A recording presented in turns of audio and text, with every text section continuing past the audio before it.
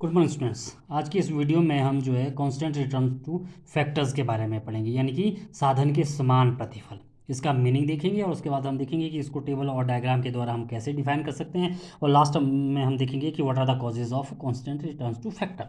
सबसे पहले आपने इसको मीनिंग बहुत ध्यान से समझना है बेटा, कि जब भी हमारा जो टोटल प्रोडक्शन है टीपी जो है वो समान दर से बढ़ता है, when TP is increasing in same rate, जब टीपी समान दर से बढ़ता है और उसके परिणाम स्वरूप हमारा जो सीमांत उत्पादन है वो स्थिर रहता है, वो समान रहता है, उसको हम कहते हैं साधन के समान प्रतिफल। दोबारा से आपने सुन लेना है कि जब हमारा टीपी जो है समान दर से बढ़ता है और उसके परिणाम स्वरूप हमारा जो एमपी है वो कांस्टेंट रहता है, स्थिर रहता है, उसको हम जो है साधन के समान प्रतिफल कहते हैं। इसी चीज़ को बेटा, इस मीनिंग को हम टेबल और डायग्राम के माध्यम से समझेंगे। टेबल पे आपने ध्यान देना, टेबल हमारा जो पे यहाँ पे हमने लेबर लिया है, ये हमारा परिवर्तनशील साधन है, वेरिएबल फैक्टर है 1 2 3 4।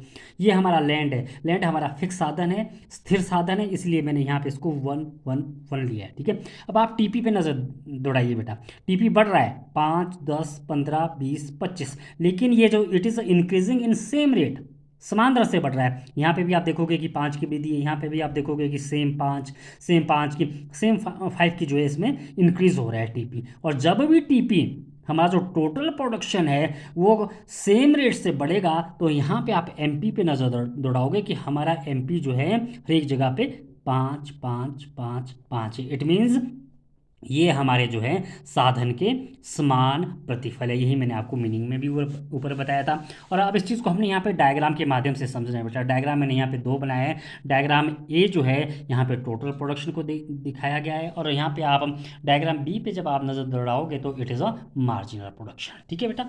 अब डायग्राम ए पे आप देखोगे कि यहाँ पे ओ एक्स पे वेरिएबल फैक्टर है। वेरिएबल फैक्टर क्या होता है बेटा? परिवर्तनशील साधन, जिसमें हम चेंजेस कर सकते हैं, जैसे हमारा लेबर हो गया। ठीक है, और यहाँ पे वाई पे मैंने टोटल प्रोडक्शन को लिया है। तो यहाँ पे जब भी हमारे साधन के समान प्रतिफल होंगे तो हमारा जो टीपी होगा ना बेटा, टीपी आपने डायग्राम में देखना सीधा नीचे से ऊपर की ओर होगा, सेंटर में से लेना है आपने, और ठीक यहाँ से ऊपर की ओर होगा। इसका मतलब क्या है कि टीपी हमारा जो बढ़ रहा है वो समान दर से बढ़ रहा है। और अब हमारा जो है मार्जिनल प्रोडक्शन की हम बात करेंगे। मार्जिनल प्रोडक्शन में ओ एक्स पे हमने जो है वेरिएबल फैक्टर लिया है, यहाँ पे आपका जो है मार्जिनल प्रोडक्शन है। अब क्योंकि साधन के जब समान प्रतिफल होते हैं तो हमारा एमपी स्थिर होता है, इसलिए यहाँ पे आप देखोगे डायग्राम बी में कि हमारा जो एमपी है, सीमांत उत्पादन वक्र है, it is a parallel to O X. ये ओ एक्स के समानांतर है। मतलब यहाँ पे ये जो है, अगर जैसे आपने तालिका में देखा है कि 5 की वृद्धि हुई है, तो यहाँ पे सेम 5 की ही वृद्धि हो रही है, और ये it is a parallel to O X. तो यहाँ पे मीनिंग हमने देखा, मीनिंग के द्वारा यहाँ पे हमने फिर टेबल आपने बनाना है। टेबल बनाने के बाद आपने 2-3 लाइनों में इसको एक्सप्लेन करना है। फिर आप जब डायग्राम बनाओगे बेटा, तो डायग्राम बनाने के बाद ए को भी एक्सप्लेन करना है और डायग्राम बी को भी करना है। अब कॉजेज, हम कारण देखेंगे कि क्या कारण है कि हमें जो है साधन के समान प्रतिफल प्राप्त होते हैं। और पहला है optimum utilisation of fixed factor. Optimum utilisation of fixed factor का मतलब है कि स्थिर साधन का अनुकूल प्रयोग। जब भी हम परिवर्तनशील साधनों का प्रयोग करते हैं, अतिरिक्त इकाई का, जब भी हम उत्पादन बढ़ाने के लिए परिवर्तनशील साधन की एक अतिरिक्त इकाई का उत्पादन करेंगे, तो उससे हमारे जो फिक्स्ड जो फैक्टर है, हमारा जो स्थिर साधन है, उसका अनुकूल प्रयोग होने लगता है। और जब भी अनुकूल प्रयोग होगा तो इससे हमें जो है साधन के समान प्रतिफल प्राप्त होते हैं। सेकेंड पॉइंट है most efficient utilisation of variable factor, यानी कि परिवर्तनशील साधन का अनुकूलतम प्रयोग।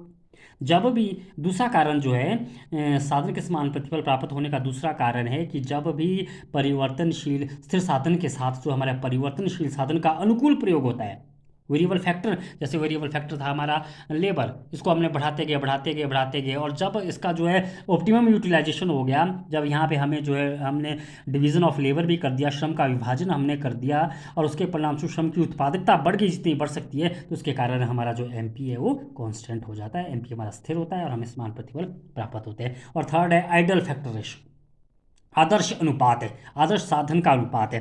किसका आइडल फैक्टर रेशो है? एक परिवर्तनशील साधन और दूसरा जो है हमारा फिक्स फैक्टर। जब ये आदर्श अनुपात में यूज होते हैं तो इससे भी हमारा एमपी कांस्टेंट होता है और हमें जो है साधन के समान प्रतिफल प्राप्त होते हैं। उम्मीद है आपको ये समझ आया होगा।